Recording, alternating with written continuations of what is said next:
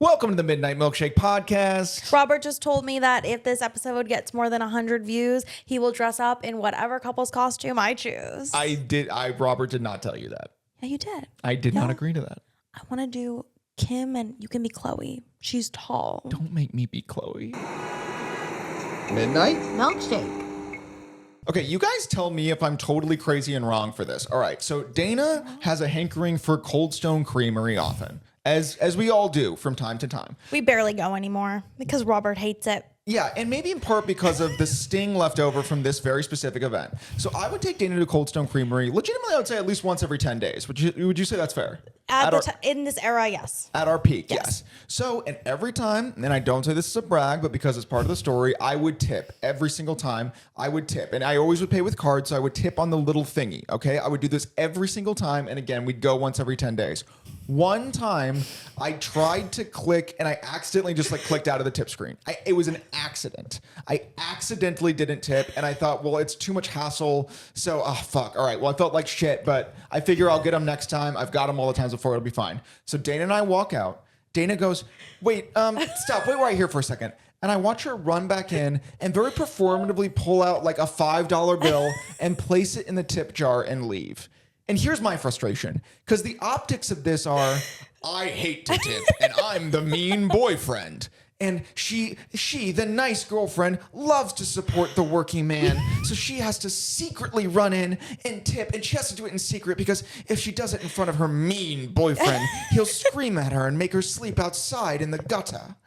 I knew the optics. I just didn't know how to accomplish the results. That was like the next time we came in, we weren't looked at as those people that didn't tip the last time. But my thing is, they look at us as the people who tip every time and clearly forgot this one time. Do you know what I'm saying? Like, I have put more money into the tip than like probably a lot of other people on planet Earth just because I'm a consistent customer and consistent tipper. Well, also, yeah, okay, I understand your frustration completely. That is what it looked like. It did look like my evil boyfriend bought me ice cream, but he didn't tip, so I'm going to run back in and make sure they know that it's okay. And, like, I understand that that's the optics. I know that that's not the real situation. I know you always pay and you always tip. But that's another thing. But I always pay. So there's something else there, too, about, like, I pay every single time. I tip every time. So I've probably sunk north in the hundreds of dollars into Cold Stone Creamery. Okay? And I don't ask for credit, but that is true. Dana puts $5 in on the tail end of all that spending and gets to look like the hero. And then I'm like, so I look like the villain. Dana looks like the hero. My villainous ways cost me hundreds of dollars, including tip.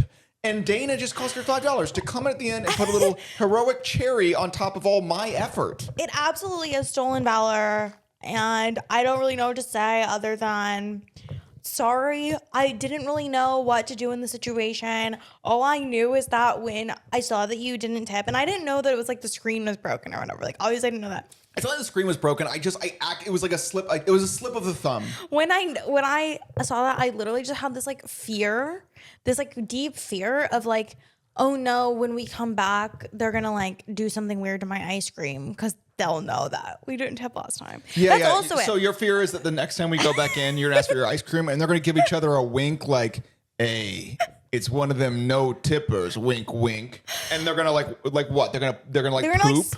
They're gonna poop in my ice cream. Okay. They're gonna go to the bathroom, not wash their hands, and then make my ice cream. That they do that. I've seen TikToks about it. But now, What? if they remember this, now they're not gonna poop in your ice cream because you tip. They're gonna poop in my ice cream. You've made it so. No, they're not gonna poop in your ice cream because I made sure that our ice creams we got the no poop security. But the optics of that weren't. We have no poop security. They were you and you alone. It felt like you had to like do subterfuge to tip them. It felt like you were tipping them against my wishes, and it wasn't against my wishes. Now, do I wish you hadn't have tipped them in this way? Yes, but there's nuance here. Yeah.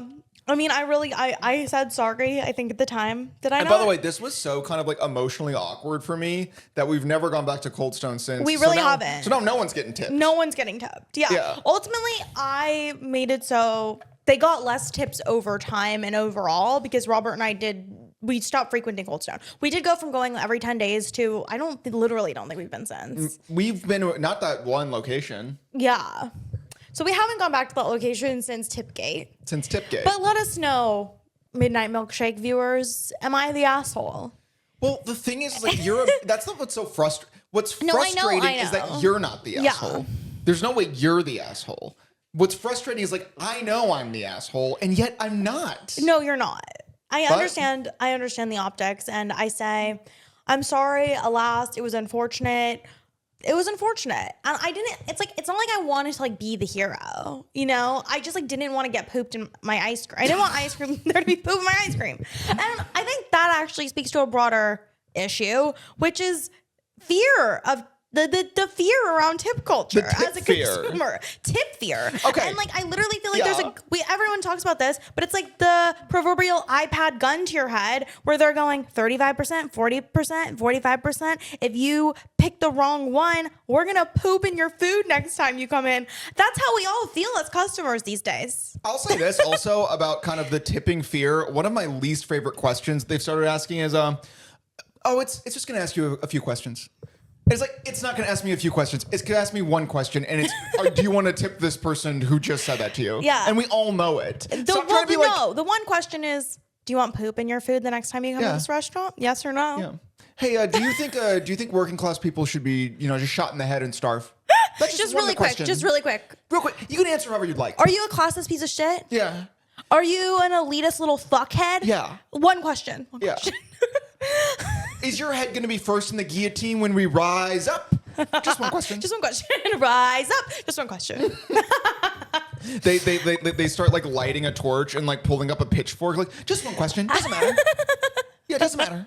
They're assembling the guillotine outside. I hear all the other workers like, do you hear the people singing the songs? And I'm looking at like the 0% tip, and I'm trying to work myself up to it, but I'm like, 400%, just take my wallet. Well, I would say the bravest girl I know, she never would do the percent option. If it was fast casual, she would always hit other option and do $2. And I thought that was brave as fuck. Can you even do that now? Yeah, you can still hit the other option. It just takes longer. Yeah. And then you're like sitting there basically playing the iPad game. Yeah.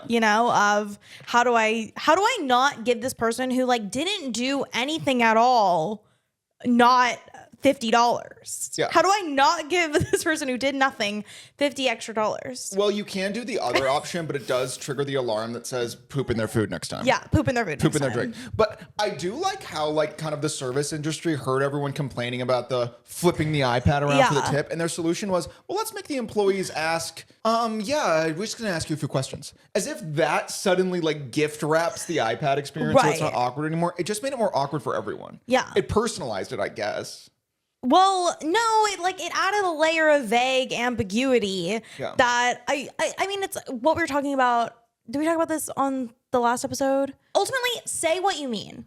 We need to live in a society where what we say is what we mean. Words have lost their meaning. You don't mean it's just going to ask you a question. That's not what you mean. You mean, hey, you need to fucking tip me, you piece of shit. And I would love you to say that to my face. And you know what? You saying to my face, you need to tip me, you piece of shit, that is worth 15% to me. I would love that. That would make me feel alive. I also almost do think in certain contexts that there would be value in bringing back cash only tipping. Because also I'll say this, when you do tip on the iPad, which I always do, don't be distracted by this discourse. I always tip, except for that one time at Cold Stone, and I haven't been back since, and I'm sorry. He hasn't been back since. But what is kind of being lost in all this is like when I tip just on the iPad, to me, it's hard to believe that these tips make their way back to the workers. Well, okay, and that's a real thing because so many corporations have been sued for withholding tips from workers. And ultimately, our society, as we gravitate toward a cashless society, who does that benefit? It benefits the credit card companies and these financial intermediaries and ultimately corporations. It becomes much easier for corporations to steal from employees. But so many restaurants now also don't accept cash. Like I think Sweet Green is cashless. A lot of these restaurants become cashless. And I agree with you. I'm like, it does make me go, are you even getting this tip, service worker? Well, are you even getting this tip? Even if this doesn't happen, when you're tipping like in a big old jar, I picture at the end of their shift, everyone splitting goes, up the cash they tips. split the cash tips. And that to me seems more logical. Yeah. Now, maybe there's some Scrooge CEO who runs in and grabs the jar at the end of the day. But to me, I can more easily imagine the tips landing in like the workers' pockets if it's like cash and in a jar. Yes. Then if it's just like, yeah, I tip 40%, where does that go? Because digitally it goes in the bank account of the business. Yeah. I also like it theoretically in my head as a way for workers to maybe save a couple bucks from the IRS, if you know what I mean. Well, you just said what you mean. Because I say what I mean. You weren't being suggestive. You were like, I think it'd be good. Because I don't even know how to do innuendo. That's what a straight shooter I am. When I say, if you know what I mean, it's after I've explicitly said exactly what I mean. Yeah. You know what I mean? Someone who literally hit you over the head with what they meant. Yeah. What did you say the other day? It was something like, I don't remember. I will say this, and then I've always said this. Whenever someone says, don't get me started, they've been started for 30 minutes. They've already been started. Or when someone says, not to harp on this, that's a harpist. You're talking to a professional harpist. That was what you said. Yeah. You said, not to I don't want to harp on this. You were harping. I was freaking harping. And by the way, you weren't playing the harp. You were holding the harp over your head and bashing me with the harp. And Yeah. you're like, not to harp on this. Okay. Also, And we I wanted love to it. talk about, this brings me to inside voices. So as we all learn in preschool, I remember these lessons. You have your inside voice and your outside voice. And I, Dana Donnelly, think I need a little probably refresher on this lesson because my volume is never appropriate for any situation. Well, I think a lot of times when you're inside that you're using your outside voice, and then I go outside with you and I realize you have been holding back. Your outside voice you're too loud for the great outdoors. I'm too loud. And- just period. And okay, as I think you probably all know, Dana has a lot of takes, and I love it. I love to have these takes. But the problem is, like, look, when you're just kind of screaming them in an otherwise quiet neighborhood, it's a little off-putting to people. So, all right. The other day, we were on a walk through our idyllic neighborhood. It's very quiet. It's very quiet, very peaceful. And we were talking about Hearst Castle, and it's like this kind of old mansion that used to belong to this really rich guy in like the early 1900s, And whatever. he was clearly a weird fucking freak because on the tour, they take you past these, what look like caves. How would you say? They're these like outdoor zoo cells. Yeah, they're like zoo cells. And they claim that he kept exotic animals there. And I'm looking at these exotic animal holding pens and I'm like, clearly this freak kept women there. And Dana was talking about this on our walk, and she just gets amped up, kind of as you saw her just now, and she goes, he was clearly keeping women in there.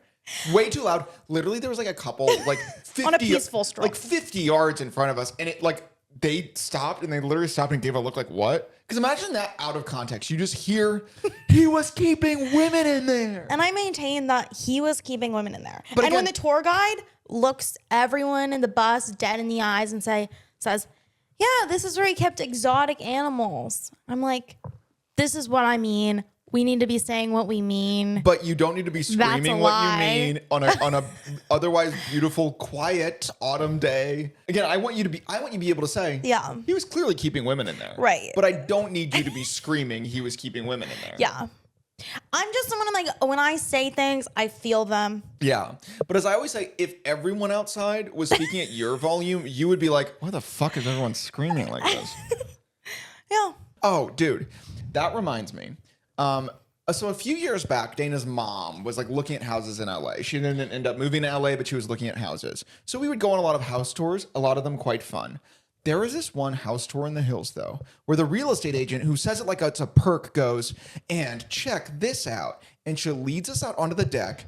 And then she pulls out a remote, and there is a hidden, like, elevator platform. It's not like a fully built elevator. It's just like a dumbwaiter kind of Yeah. vibe. Yeah. And we stand on this, and the real estate agent like lowers us down. Hidden beneath the deck is a cement chamber. Also, Blank. there's a turf patch over the hole to the elevator. So you don't even see it's an elevator. disguised. You wouldn't know it was there. So, for example, if a homicide detective was touring Yeah. the property, they would not immediately see this elevator. No. But we're led down, and it's a giant cement chamber, and then there's a bunch of pipes, and then just a toilet. And look, I'm not some conspiracy theorist. I'm pretty normal. This clearly was some sort of kidnapping facility. It was a dungeon. It was a absolutely a dungeon. dungeon. And for all we know, to be a little bit of a conspiracy theorist, it was connected to the larger Hollywood tunnel system where they famously traffic women and children. Okay, but it was a dungeon. And the real estate agent What a with a what a straight fun little face. detour you took mid-sentence. The real estate agent with a straight face goes, yeah, this is a lovely additional space. I think if I were to live here, I would probably turn it into a speakeasy. Yeah. Straight faced. Literally, we're in what is obviously a dungeon. Toilet only, no other accoutrement. No windows, no airflow. The elevator only had a button. You could only access the elevator up and down from the outside. So if you were just down, you couldn't go up. There was no way. If the elevator was up and you were in the cell, you couldn't make it come down. Yeah. And again, it's a cement, pitch black room, no windows, no air shafts, and a toilet. 'Twas a dungeon. Dude. But I really appreciate how sales-minded this lady was, because again, she was very much like, it would just be a lovely speakeasy. You could put a bar over there. Yeah. Lady, nobody is speaking easy down there. Yeah. If you know what I mean. They're screaming, Well- let me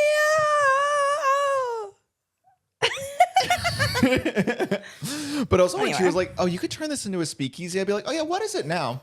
Yeah, You so what is describe it now? You're talking about like, what it could become. What is it currently now? Yeah, so what did the previous owner use the space for? She said, well, yeah, she goes, the previous owner said they just used the space to do the things that made them feel like a god.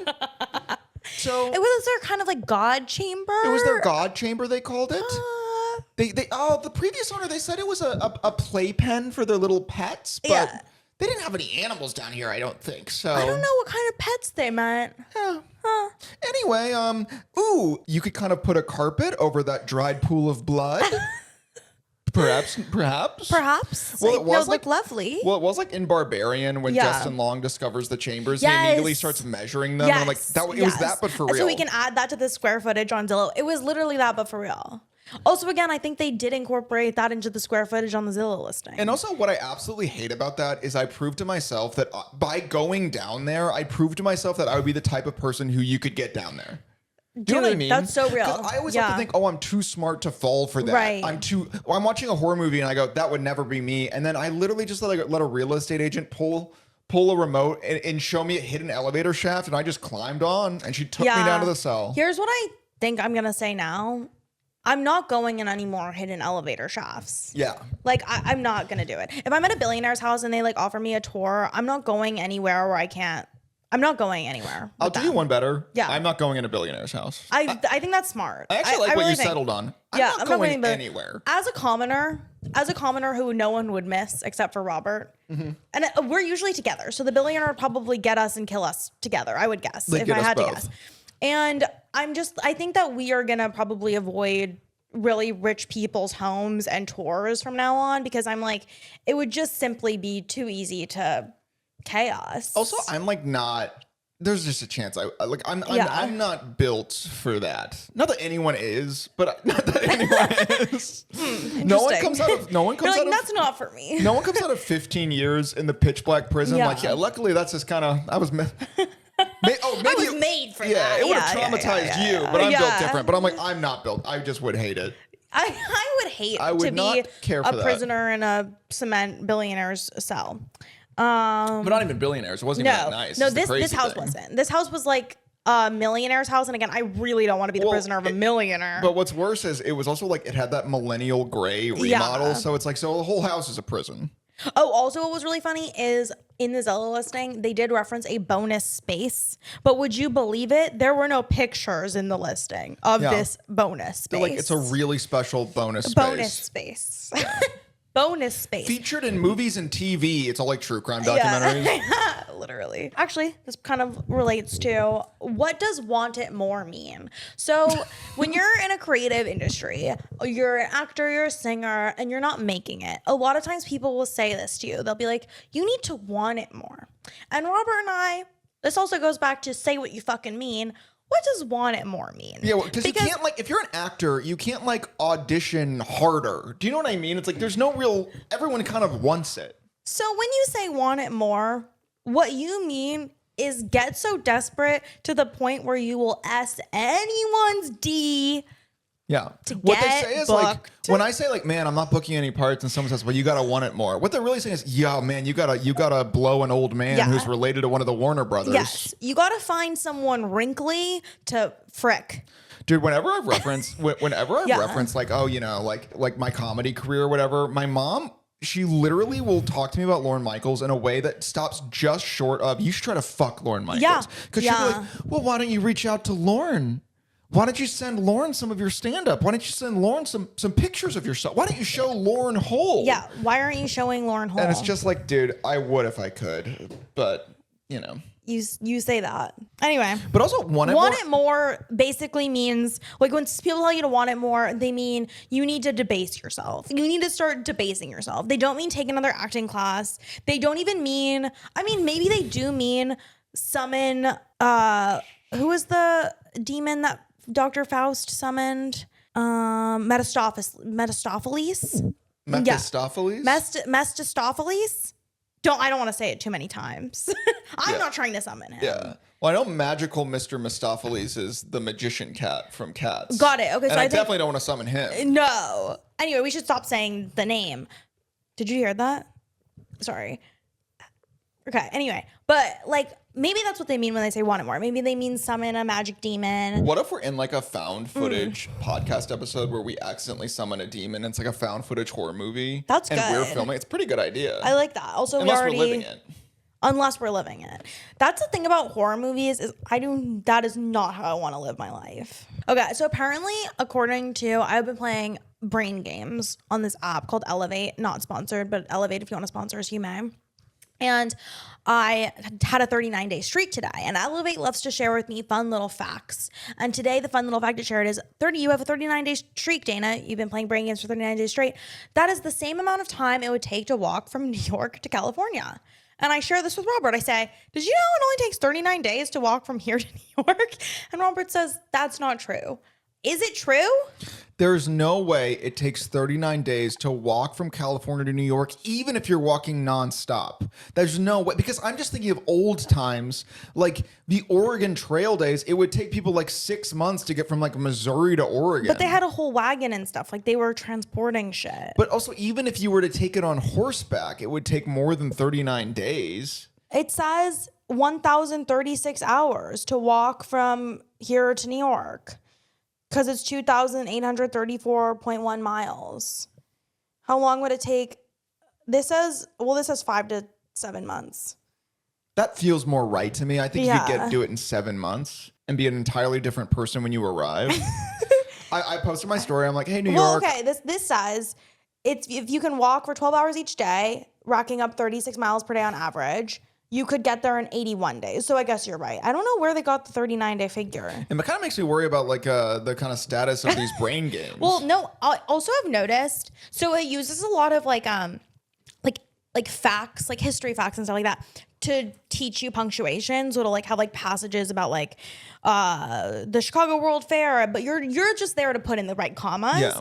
But I always wonder, I'm like, what if the information they're telling you at the Chicago World Fair is inaccurate, but they can do whatever they want because their defense is, we're just teaching you about commas. We didn't say that that's the truth. Yeah, maybe. And I think about that a lot too. Well, maybe that's the real brain game. Right. Maybe they're brainwashing me into believing misinformation. Well, you think the brain game is taking it face value, but like the real brain game is, can you decode that we don't know what the fuck we're talking about? Exactly. I want to talk about so a lot of people speculate that we're a lavender couple, obviously, that you're gay. Yeah.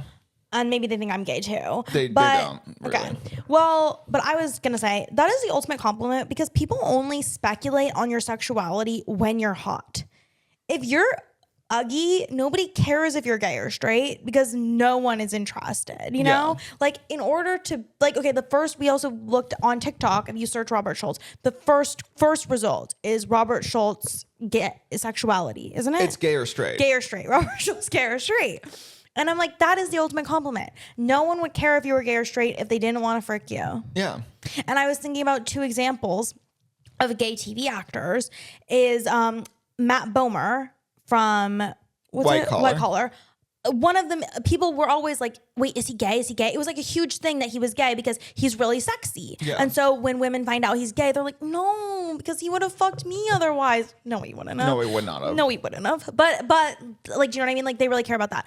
The person that I would say, it seemed like no one really cared when they were revealed to be gay, and this is no shade to this person, was TR Knight from Grey's Anatomy, who plays George. Yeah. But TR Knight is gay. And I remember, I don't think people gave a shit. Like in the macro, because I don't think that many people were. I don't want to be that friend who's too woke, Okay. but didn't that literally cause massive division on the set of Grey's Anatomy with that one actor? No, yes, but I'm talking about it from a frick standpoint. I'm talking about from a girls the being like, masses oh wanting to fuck no, them yes, standpoint. yes. It was a huge deal. Yeah. I'm just saying, like, it wasn't. Did it alter fan perception of him? Yes, it didn't. It didn't. I don't think it altered fan perception of him. Yeah. And I would say it alters fan perception of like Matt Bomer. Yeah. Even though I think women are still like, I want to frick him. They still would. Yeah. Anyway, do you think that's not woke to say? Like I just. Well, no, I think we just traveled. We traveled so far. So it's like Right. we started with Robert, people think you're gay, and we ended with no one cared that TR Knight was gay in the macro. Well, despite they it did causing care. I'm micro saying like it things. was a big deal. I'm just saying like, I mean, maybe this will be good to cut. I don't know. I wanted to raise that as a kind of like, isn't that interesting? Like, you know that if people are speculating on your sexuality, it's because they want to bang you on some level. In some ways, here's what I will say. I think that like the internet loves to sort people into archetypes. Yeah. And so it is just like, I think a lot of times maybe my comedy or the way I speak is sorted into like the gay archetype. Yes. You know what?